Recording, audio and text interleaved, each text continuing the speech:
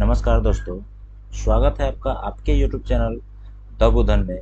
आज हम लोग इस वीडियो में बात करेंगे 10वीं क्लास के इतिहास के चैप्टर नंबर 6 जिसका नाम है शहरीकरण एवं शहरी जीवन। इससे पहले का जो भी 5 चैप्टर है सबका ऑब्जेक्टिव जो भी इम्पोर्टेंट ऑब्जेक्टिव क्वेश्चन सब इस YouTube चैनल पर डाल दिया गया है। उसका लिंक आपको इस वीडियो के डिस्क्रिप्शन में मिल जाएगा, वहाँ से जाकर आप उसको देख सकते हैं।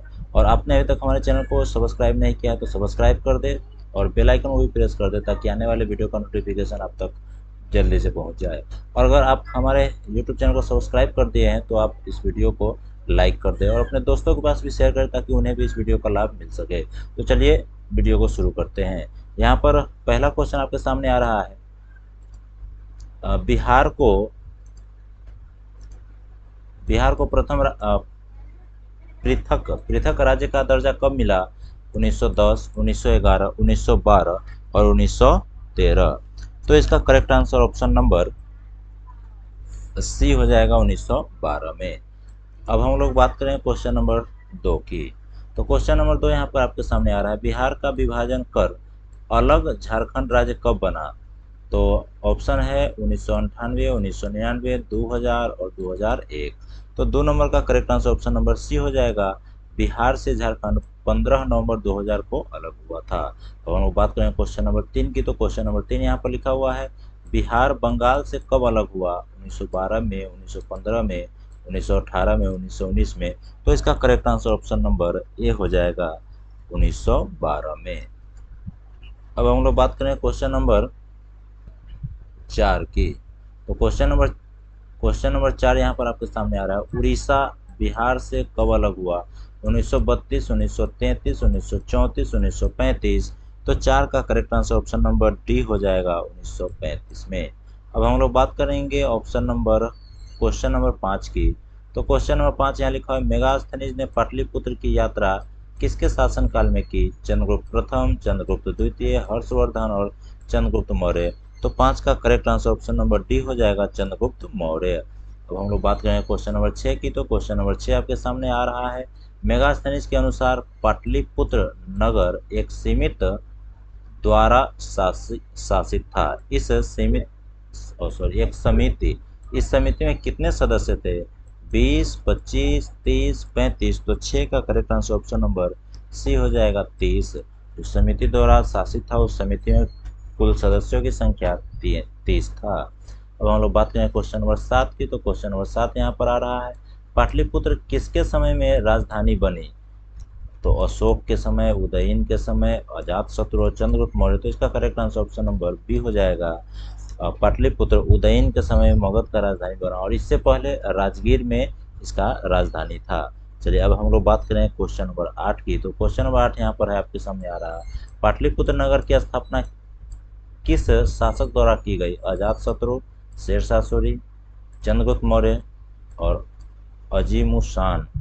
तो 8 का correct answer option number A हो जाएगा अजातशत्रु। अब हम लोग बात करें क्वेश्चन नंबर 9 की। तो क्वेश्चन नंबर 9 यहाँ लिखा हुआ है, पाटलिपुत्र के राजभवन और अन्य भवनों का निर्माण निर्माण देवताओं ने किया, यह किसने कहा? यह किसका कथन है?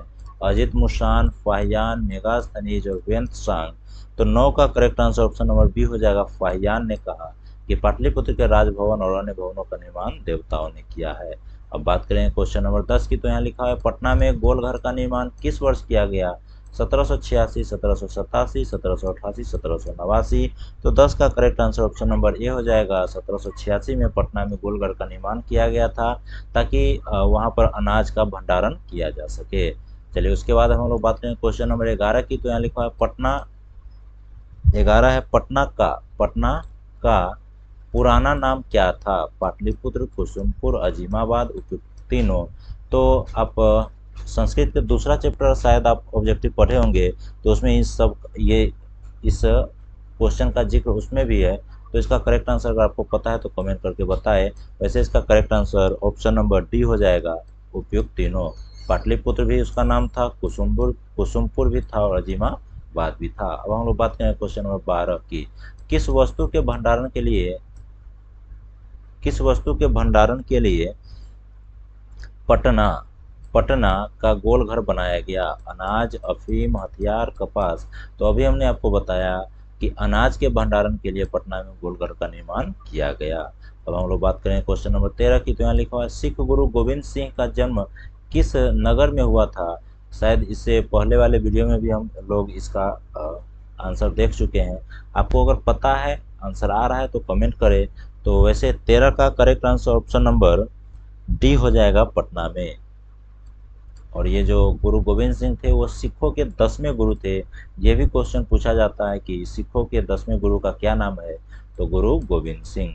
और कहाँ पर उनका जन्म हुआ था, तो पटना में। अब हम लोग बात करें क्वेश्चन नंबर 14 की, तो 14 नंबर है निम्न में से किस सिख गुरु का पटना में जन्म हुआ। अब यहाँ पर अभी हम बताए 5वें, चौथे, पहले और 10वें, तो अभी हम बताए हैं कि वो 10वें गुरु थे। अब हम लोग बात करें क्वेश्चन नंबर 15 की, तो लिखा हुआ अंग्रेज यात्री रॉल्फ फिच ने पटना की यात्रा किस वर्ष की। 1855, 1856, 1857, 1858, तो 15 का correct answer option number B हो जाएगा, 1856 में। अब हम लोग बात करें क्वेश्चन नंबर 17 की, तो 16 नंबर क्वेश्चन की, तो 16 नंबर यहाँ लिखा हुआ है मगध राज्य की प्राचीनतम राजधानी कहाँ स्थित है। तो हम थोड़ा देर पहले आपको बताए, ऑप्शन है बोध गया, राजगीर, वैशाली, पटना साहिब। तो इसका correct answer option number B हो जाएगा, राजगीर, जिसको राजगीर के नाम से भी जाना जाता था। उसके बाद इसके राजगीर के बाद यहाँ पाटलिपुत्र में मगध का राजधानी को उदयन के द्वारा लाया गया। अब हम लोग बात करें क्वेश्चन नंबर 17 की, तो क्वेश्चन नंबर 17 है मुंबई में किराया कानून किस वर्ष लागू किया गया। 1860, 1918, 1898, 1935।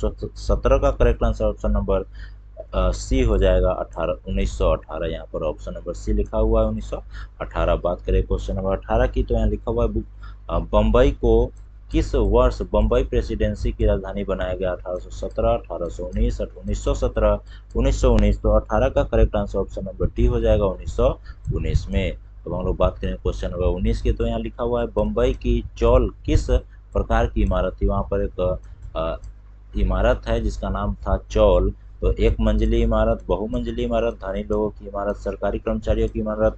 तो 19 का correct answer option number B हो जाएगा, ये बहुमंजिली इमारत थी। उसके बाद अब हम लोग बात करेंगे क्वेश्चन नंबर 20 की, तो यहाँ लिखा हुआ है लंदन में भूमिगत रेल किस वर्ष आरंभ हुआ। 1761, 1763, 1861, 1863। तो 20 का correct answer option number D हो जाएगा, 1863 में। और इससे ये भी प्रश्न बन सकता है कि भूमिगत रेल का आरंभ कहाँ हुआ, किस शहर में हुआ था। तो इसका करेक्ट आंसर ऑप्शन नंबर इसका करेक्ट आंसर लंदन हो जाएगा। और कब हुआ था, तो 1863 में। अब हम लोग बात करें क्वेश्चन नंबर 21 की, तो 21 नंबर क्वेश्चन आपके सामने आ रहा है लंदन में अनिवार्य प्राथमिक शिक्षा कब लागू किया गया। ऑप्शन है 1850, 1855, 1860, 1870। तो 21 का correct answer option number D हो जाएगा, 1870। अब हम लोग बात करेंगे क्वेश्चन नंबर 22 की, तो यहाँ लिखा हुआ इंग्लैंड में चार्चिस्ट आंदोलन कब प्रारंभ हुआ। पिछले वाले वीडियो में भी हम लोग इसका आंसर देख चुके हैं। अगर आपको आ रहा है तो इसका आंसर जल्दी से कमेंट कीजिए। ऑप्शन है 1870, 1875, 1838, 1843। तो 22 का correct answer option number C हो जाएगा, 1838। बात करें क्वेश्चन नंबर 23 का, तो यहाँ लिखा हुआ है इंग्लैंड के 2 प्रारंभिक औद्योगिक नगर का उल्लेख कीजिए। मतलब शुरू में जो 2 प्रारंभिक औद्योगिक नगर बने थे उसके बारे में उसका नाम बताना है। ऑप्शन है बर्किंघम, ब्रिस्टल, लीड्स और मैनचेस्टर, लंकाशायर और वेल्स, न्यूयॉर्क और न्यू जर्सी। तो इसका 23 का correct answer option number B हो जाएगा, लीड्स और मैनचेस्टर। ये शहर का नाम है जो औद्योगिक नगरों का नाम है। चलिए उसके बाद अब हम लोग बात करें क्वेश्चन नंबर 24 की, तो यहाँ लिखा हुआ है सिंगापुर कब स्वतंत्र राष्ट्र बना। मतलब सिंगापुर आज़ाद कब हुआ था। ऑप्शन है 1965, 1967, 1971, 1973। तो 24 का correct answer option number A हो जाएगा, 1965 में सिंगापुर आज़ाद हुआ था। अब हम लोग बात करें क्वेश्चन नंबर 25 की, तो यहाँ लिखा हुआ है औपनिवेशिक भारत की वाणिज्यिक राजधानी कौन थी। मुंबई, बम्बई, मद्रास, कलकत्ता, विशाखापत्तनम। तो 25 का correct answer option number A हो जाएगा, बम्बई। और अभी भी अगर कोई पूछे भारत की वित्तीय राजधानी कहाँ है, तो उसे अभी भी मुंबई को ही कहा जाता है भारत का वित्तीय राजधानी। अब हम लोग बात करें क्वेश्चन नंबर 26 की, तो क्वेश्चन नंबर 26 यहाँ पर आपके सामने आ रहा है आधुनिक नगरों का विकास कब से हुआ। मेसोपोटामिया की सभ्यता से, हड़प्पा की सभ्यता से, पुनर्जागरण या औद्योगिक क्रांति से। तो 26 का correct answer option number D हो जाएगा, औद्योगिक क्रांति के शुरू होने से आधुनिक नगरों का विकास हुआ। अगर आप लोग अभी तक budhan.com पर नहीं जाकर देखे तो वहाँ जाकर के देख सकते हैं। वहाँ पर ये जो जितना भी विषय का ऑब्जेक्टिव डाल रहे हैं उस सबका लघुत्तरीय और दीर्घोत्तरीय प्रश्न वहाँ पर अवेलेबल है, वहाँ से जाकर आप उसको पढ़ सकते हैं। जो भी इंपॉर्टेंट क्वेश्चन एग्जाम में आ सकता है, एग्जाम में जो पूछने वाला है वो सब क्वेश्चन वहाँ पर चैप्टर वाइज है दिया गया है। वहाँ जाकर के एक बार जरूर देखें और अच्छा लगे तो वहाँ पर पोस्ट को लाइक करें और कमेंट भी करें और अपने जो भी मित्र है आपसे आपके नज़दीकी लोग हैं उन लोगों को शेयर करें। चलिए अब हम लोग बात करें क्वेश्चन नंबर 27 की। तो क्वेश्चन नंबर 27 यहाँ लिखा हुआ है, आधुनिक शहरों का उदय सबसे पहले कहाँ हुआ? फ्रांस, रूस, इंग्लैंड, चीन। तो इसका correct answer option number C हो जाएगा, इंग्लैंड में। अब हम लोग बात करेंगे क्वेश्चन नंबर 28 की। तो क्वेश्चन नंबर 28 है, 1838 इसमें धुआं निरोधक कानून कहाँ लागू किया गया? बम्बई, कलकत्ता, लंदन और पेरिस। तो 28 का correct answer option number B हो जाएगा, कलकत्ता। उसके बाद बात करें क्वेश्चन नंबर 29 की। तो 29 नंबर 1810 से 1880 तक लंदन की आबादी 10 लाख से बढ़कर कहाँ तक पहुँच गई थी? तो 29 का correct answer option number C हो जाएगा, 10 लाख से बढ़कर यहाँ सी नंबर है 40 लाख हो गई थी। अब हम लोग बात करें क्वेश्चन नंबर 30 की। तो क्वेश्चन नंबर 30 है, शहरी सभ्यता ने कौन सी भावना को उत्पन्न किया? व्यक्तिवाद, समूहवाद, समाजवाद, इनमें से कोई नहीं। तो 30 का correct answer option number A हो जाएगा, व्यक्तिवाद की भावना। उसके बाद अब हम लोग बात करें क्वेश्चन नंबर 31 की। तो यहाँ लिखा हुआ है, शहर को आधुनिक व्यक्ति का किस प्रकार का क्षेत्र माना जाता है? सीमित क्षेत्र, प्रभाव क्षेत्र, विस्तृत क्षेत्र और इनमें से सभी। तो 31 का correct answer option number C हो जाएगा, विस्तृत क्षेत्र। अब हम लोग बात करें क्वेश्चन नंबर 32 की। तो क्वेश्चन नंबर 32 है, द विटर काई ऑफ आउटकास्ट लंदन नामक पुस्तक किसने लिखा? तो 32 का correct answer option number B हो जाएगा, यहाँ ऑप्शन नंबर बी हो जाएगा। चलिए उसके बाद अब हम लोग बात करें क्वेश्चन नंबर 33 की। तो क्वेश्चन नंबर 33 यहाँ पर आपके सामने आ रहा होगा, गार्डन सिटी की योजना किसने बनाई?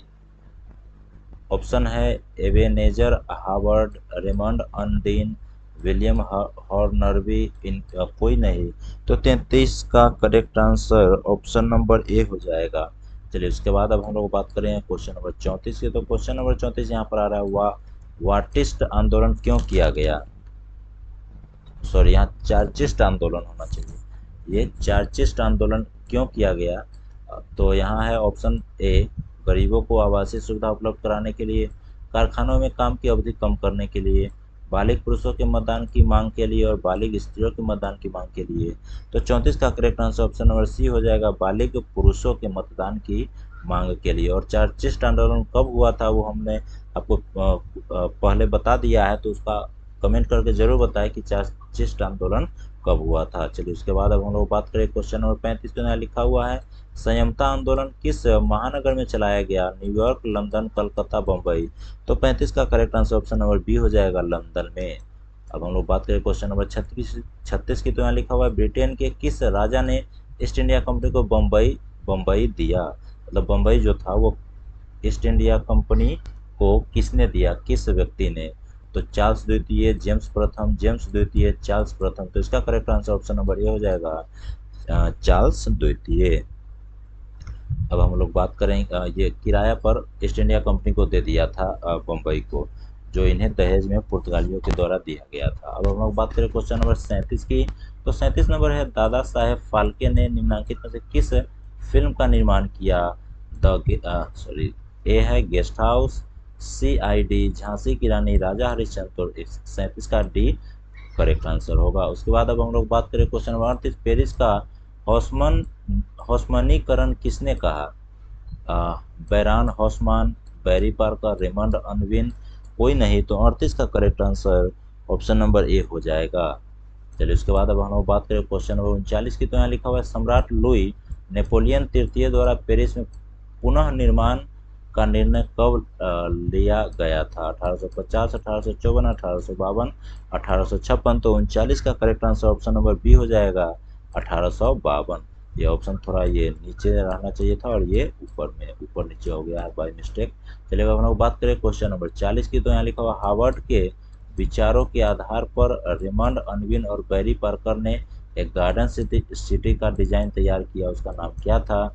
न्यू अर्जविक पैडिंगटन, न्यू जर्सी, लिवरपूल। तो इसका 40 का correct answer option number D हो जाएगा, लिवरपूल। अब सॉरी 40 का correct answer option number A हो जाएगा, न्यू अर्जविक। ए नंबर इसका सही है। उसके बाद अब हम लोग बात करें क्वेश्चन नंबर 41 की। तो यहाँ लिखा हुआ है तारीख दाऊदी नामक पुस्तक के लेखक कौन है? ऑप्शन है इब्न बतूता, ख्वाजा नियामतुल्लाह, अब्दुल्लाह, याहिया बिन अहमद। तो 41 का correct answer option number C हो जाएगा, अब्दुल्लाह। और ये सब जितने भी बुक सब और राइटर है क्वेश्चन में बताए जा रहे हैं, सबको अच्छे से लिख करके और याद कर ले, ताकि आप इस प्रश्न सबको भूल नहीं पाए। चलिए उसके बाद अब हम लोग बात करें क्वेश्चन नंबर 42 की। तो यहाँ पर लिखा है इंडिका किसकी रचना है? वेंत सांग, इत सिंह, फाहियान, मेगास्थनीज। तो इसका correct answer option number D हो जाएगा, मेगास्थनीज का। उसके बाद बात करें 43 नंबर प्रश्न की। तो यहाँ लिखा है गुप्तकालीन आरोग्य विहार का प्रमाण कहाँ से मिला? वैशाली, राजगिरी, गया, कुम्हरार। तो 43 का correct answer option number D हो जाएगा, कुम्हरार से। उसके बाद बात करें 44 नंबर की। तो लिखा हुआ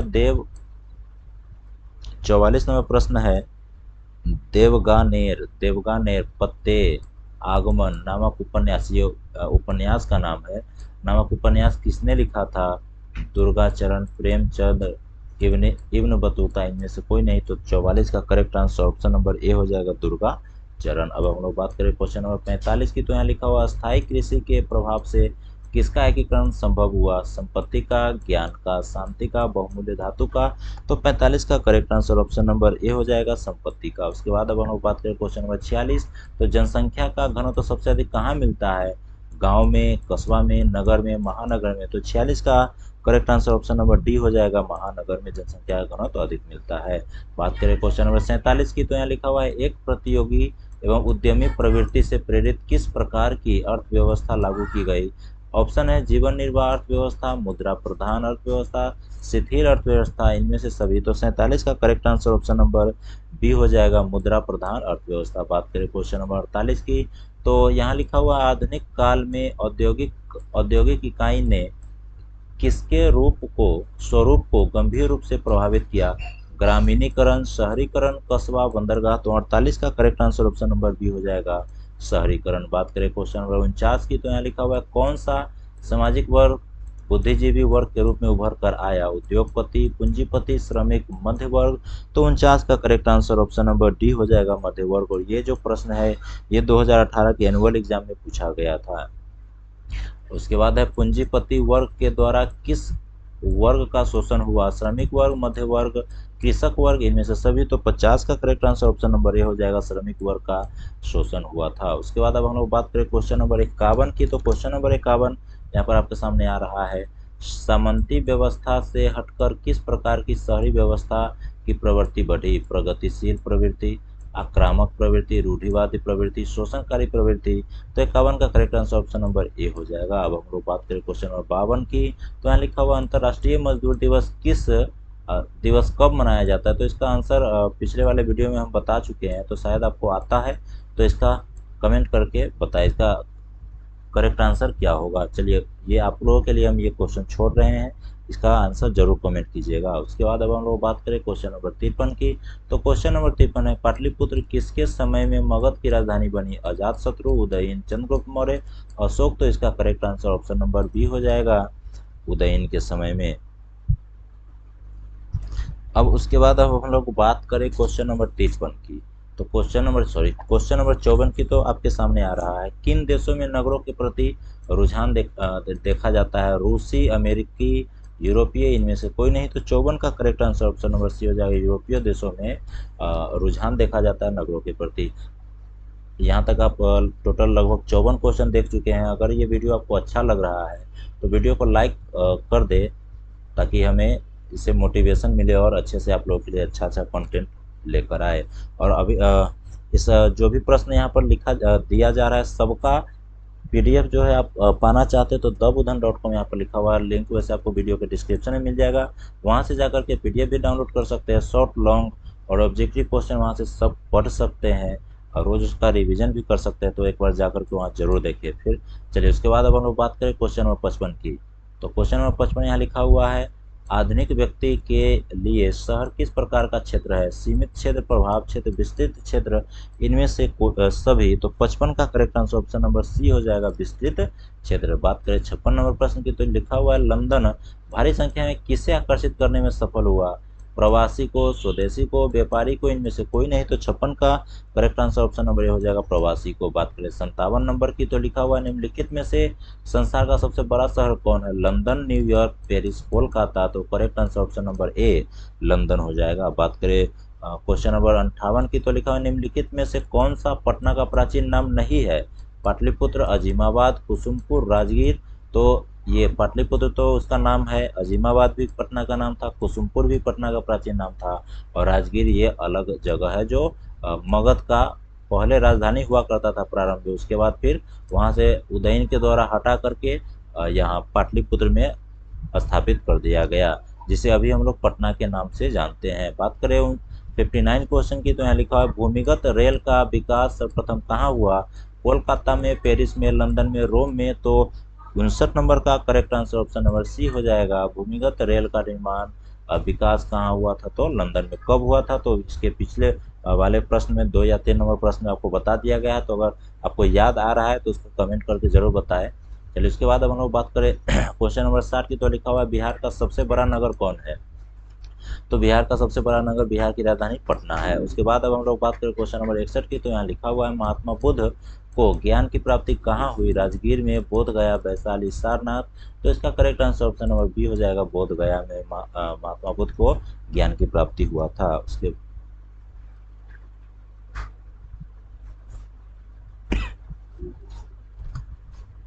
उसके बाद अब हम लोग बात करें क्वेश्चन नंबर 62 की, तो यहाँ पर लिखा आ रहा है सासाराम नगर का विकास कब हुआ था? यही प्रश्न इंपॉर्टेंट है क्योंकि ये पूछा गया प्रश्न है। मध्यकाल में, प्राचीन युग में, आधुनिक युग में, इनमें से कोई नहीं। तो इसका correct answer option number A हो जाएगा, मध्य काल में। अब हम लोग बात करें क्वेश्चन नंबर 63 की, तो क्वेश्चन नंबर 63 है भारत का बर्मिंघम किस शहर को कहा जाता है? बर्मिंघम ये इंग्लैंड में औद्योगिक नगर था। ये बोकारो, जमशेदपुर, भिलाई, रेवाड़ी। तो इसका correct answer option number B हो जाएगा, जमशेदपुर को भारत का बर्मिंघम कहा जाता है। तो ये वीडियो आपको कैसा लगा कमेंट करके जरूर बताएं। अगर अच्छा लगा है तो अपने दोस्तों के साथ शेयर कर दें।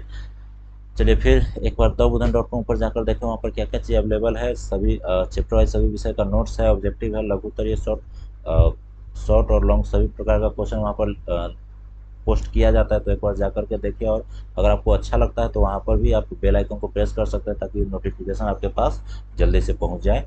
फिर आपने यहाँ तक वीडियो को देखा इसके लिए बहुत बहुत धन्यवाद। फिर मिलते हैं अगले वीडियो में।